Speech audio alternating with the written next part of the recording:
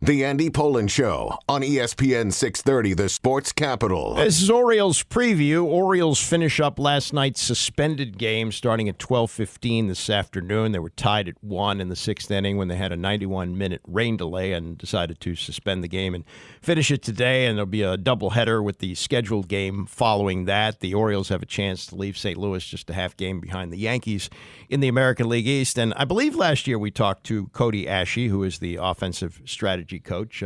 Good to have you back again, and I did not have a chance to congratulate you on the season that you had last year, but that must have been quite a thrill when you guys were able to wrap up the American League East last year. Hey guys, yeah, thanks for having me. It really was. This division's a grinder, and there's just a lot of people put in a lot of work, and our players really stuck with it, and a lot of guys going through some new things for the first time and winning in the big leagues for the first time. It was hard. It was hard, but definitely that day when we clinched against the Red Sox and got to celebrate, that was pretty insane and a lot of fun, and we hope to do that a couple times this year. Was your first year the year that they lost 110, or did you come a year after that? So my first year in the org was 2021. Okay. I got hired that fall, and then the first full season, so I was in the minor leagues in 22. Okay, yeah. So you didn't get all of the pain, but you got some of the early pain, and then the great joy of turning it around the last 2 years, which is really impressive. We talked about what you did. The title is offensive strategy coach, but I look at the way baseball is played now, and Gunnar Henderson is leading the major leagues in home runs with 16. He's your leadoff hitter. The way I learned baseball is, no, your big bopper bats third or fourth. Has the offensive strategy of baseball changed that dramatically? I think it's hard to say. I think just team to team, manager to manager, they have their own philosophies on the way the lineup should be constructed. I think for us right now, the way we see it is, going into the season, like Gunnar's probably like our most dynamic player. Why not get him the most at bats? It just so happens that he's gone on this streak and he's hit 15 home runs over the wall. He could have very well have had 20 doubles and 5 homers, and we wouldn't be having this conversation. But yeah, I think you get the Gunnars, the Adleys, the Mounties, the most chances to step up to the plate every night. The Elherns of the world too. Get those guys in the top 4 in whatever order they may. And just make sure that those guys step in the box 4 to 5 times every night. And I think if that happens, the Orioles have the best chance to win. Well, I mean, you're not the only team that's doing this. Kyle Schwarber hitting like 210 is the leadoff guy for the Phillies, and Shohei Ohtani hits early in the lineup for the Dodgers. I mean, is that the extra at bat? Obviously, is big, but you are sacrificing, at least for the first plate appearance, runners on base. The analytics tell you that's the way to go. I think there's just trade-offs with a lot of things. I don't think it's a black and white, decision to be made. I think it's just kind of where the player's comfortable. I'm sure that those are conversations that Hyder's having with the players more so than us. Mm-hmm. So, where you're comfortable with that, I think that plays a big role too. There's just a different dynamic for whatever reason as a player. If you hit here, in 1 or the 3 hole or the 4 hole or wherever it may be. So I think that's something that Hyder really excels at, is reading the room and knowing his players really well and knowing how to get the most out of them. And obviously, just you can't just take the numbers and project them the same just because they moved down in the lineup. Gunnar could very easily have a 700 OPS with 6 home runs if he had been hitting third all season, and we'd be talking like, hey, why not move him to the leadoff spot and see what he can do? Yeah, I mean that's what happened with Kyle Schwarber when he was here. He was struggling, and Davey Martinez said, "Well, we'll put him back where he was before with the Cubs." And he had a month in June, I think, where he hit like 12 home runs or something like that. So it's crazy. Also, how do we read some of the numbers now? I mean, I'm led to believe that batting average isn't what batting average was anymore. Is that accurate? It depends on who you ask. Yeah. Honestly, I don't think it's the end all be all. It might have been in the 70s, 80s, 90s, that generation of baseball where you're really looking to hit 300, and there wasn't like a way to dynamically, compare players across, two different leagues, different ballparks and stuff like that. I think for us, like as a hitting group, like we really just dive into OPS just because it's kind of an all-encompassing statistic of, how productive you're being as a hitter. Mm-hmm. And, correlates with runs. And at the end of the day, we're trying to score the most runs. So that's kind of what we base our thing off of. And, like there's a ton of different ways to get to a 850 OPS. You can hit 350 like Luis Arias, or you can hit 210 like Kyle Schwarber and hit 40 home runs. So I think that's the beauty of baseball and the beauty of statistics is you can really understand that, there's a lot of different profiles of players that work, and, it's kind of like a stock portfolio. You don't want to put all your eggs in one kind of basket. And I think we're blessed with the Orioles here. We have a ton of different types of players who, we have some guys who can get on base. They can move the ball around when they need to. We have some guys that can hit the ball over the wall. We have some guys that can do a little bit of both. We have some bench players that serve as a threat in one way or another. And at the end of the day, all we're trying to do is just have a really high OPS. We're trying to get on base. We're trying to slug. We're trying to score runs. Mm-hmm. And I think that's why those statistics have kind of, I wouldn't say got brushed under the rug, but, I think it's still really cool to see a guy who can hit 300. It shows you that they have a really, keen ability to be accurate with the bat. They have probably some sort of ability to take really good at bats against the best pitchers and have a way to, some might say you can't aim where the ball goes, but I would like to think that some of the greatest hitters in the world can see the 4-hole open and shoot one that way. And, that probably lends itself to a higher batting average, just like, some of the greatest hitters in the world could wait and sit on a slider from a closer and hit a home run and not get anxious when the count's 0-2, So there's a lot of things that go into it. Mm-hmm. And I think that's why baseball is just such a great game, because you and I can look at the same exact numbers, and you're going to pick out something that you think is really important. And if we are both, and I'm going to pick out something that's really important. And if we were both building a team, we could probably both build a really, really good team based on the things that we deem important. And I think you see that around the league. It sounds like it's not that you're necessarily encouraging players to do something that they don't do. Like, for example, I looked up numbers of two of the greatest hitters of all time. Wade Boggs had over 3,000 hits, only 118 homers. Tony Gwynn, 3,100 hits, 135 homers. Those guys, if they came along today, wouldn't be encouraged to swing for the fences more. You would encourage them to do what they did because they were great players and build around them. Is that kind of what you're saying there? Yeah, 100%. Don't try to reinvent the wheel with guys who are already great. Like success leaves clues, and those two guys were great in their own rights. Mm-hmm. That's just kind of the way we go about things. You don't want to try to entice a player to do something that he's not comfortable doing, and that's just the way kind of our hitting department is from the minor leagues all the way up. We're just trying to fit the player into what they can possibly be the most successful at. If you're really, really good, like say like Isak Brady's with the Rays, he's really, really good at pulling the ball in the air. Like if you try to change him and do some things where like, hey, let's hit some more Appa homers, like you might get less production out of them instead of leaning into what they're really good at, what their skills are. You get a guy that can get on base at a really high clip, and he's doesn't have a lot of power. Like you don't really want to sell out for more power at the expense of on base. So I think that's another thing that is really important about understanding some of these like more in-depth statistics.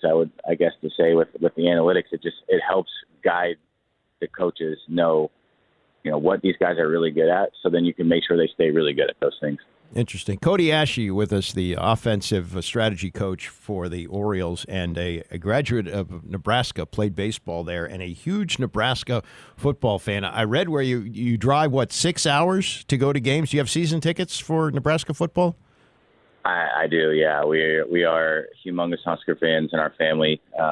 That's my roots. My parents are from small town Nebraska. And I tell people all the time if I could, I'd probably trade my big league career for a career with the red N on a helmet and running out play football for the Huskers in college, but it didn't work out that way for me. I would end up being a baseball player instead. But yeah, huge Husker fan.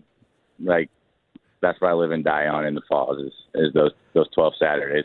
Yeah, well, that's what I want to ask you about, because if you have a better year than last year and you go deep enough, looking at the schedule, I looked ahead. The earliest home game you would get to go to is against traditional Big Ten power UCLA, which is in the Big Ten this year, on November 2nd. What would happen to your tickets if you were otherwise tied up with baseball playoffs?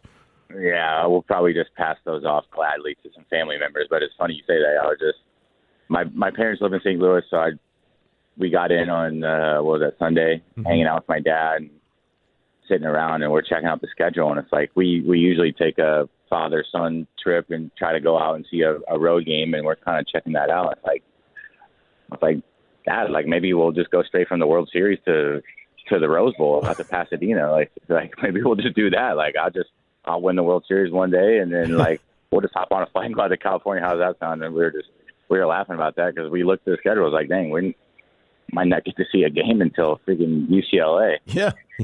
Well, I mean, if it does work out with the Rose Bowl, that would be pretty cool, because you're maybe gonna be in LA anyway in November or late October playing the Dodgers, who look like they're the best team right now.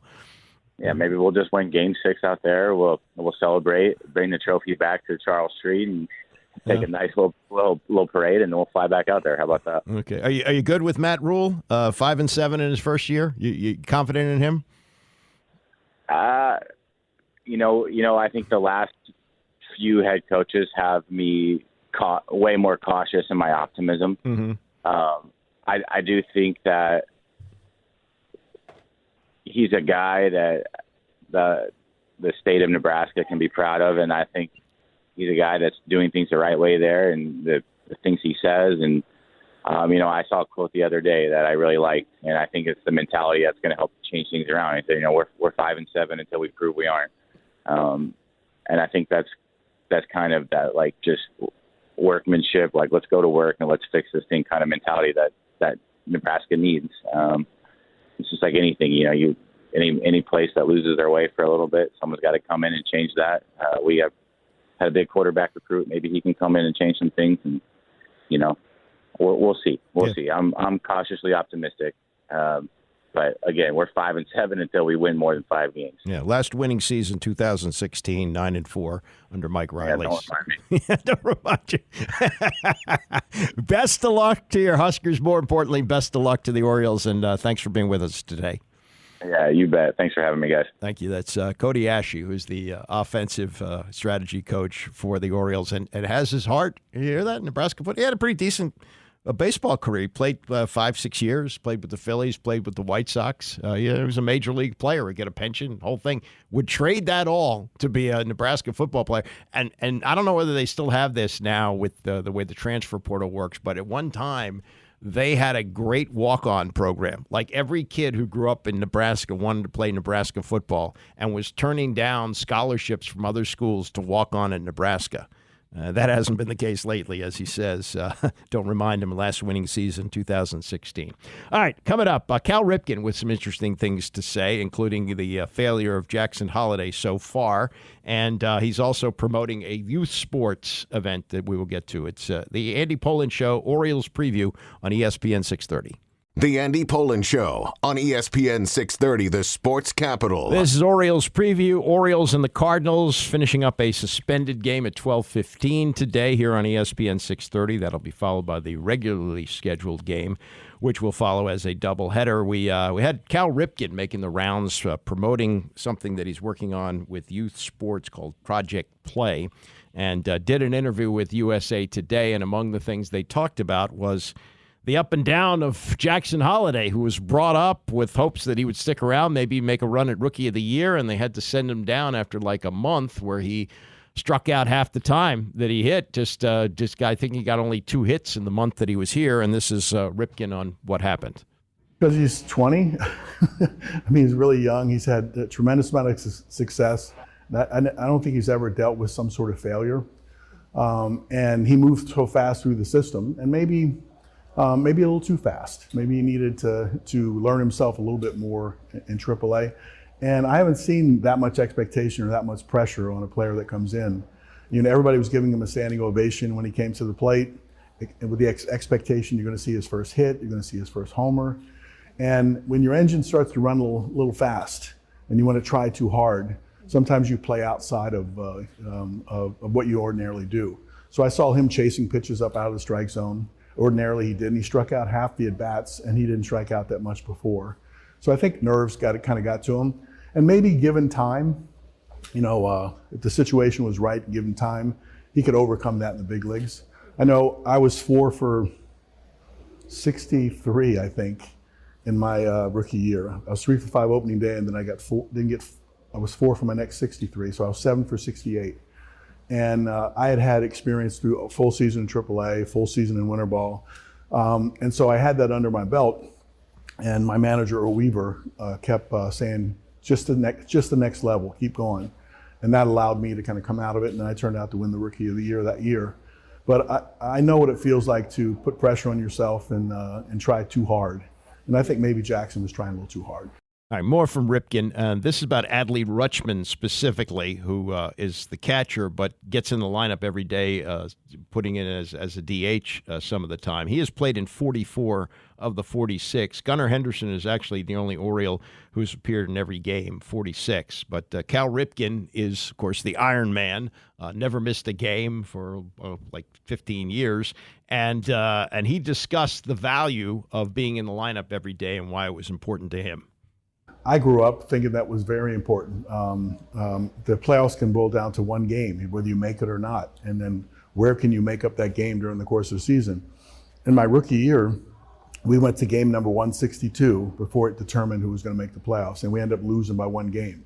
So I think all of us looked out in the field while we were watching the other team celebrate. We were thinking, where could we have made up that 1 game? And so it could have been in April, it could be in May. And so you never know if you're taking that day off or you're skipping that. Maybe I could have done something to help the team win. So Eddie Murray was the guy in front of me that showed me the importance of playing every single day. And then, and I think an everyday player then was defined as an everyday player. So I always appreciate all the extra intangibles that somebody like Adley Rutschman does. He might not get any hits in a particular game. But he's good at calling pitches, and he guides a pitcher through a tough situation. He gets him out there, or he works a walk in a key inning.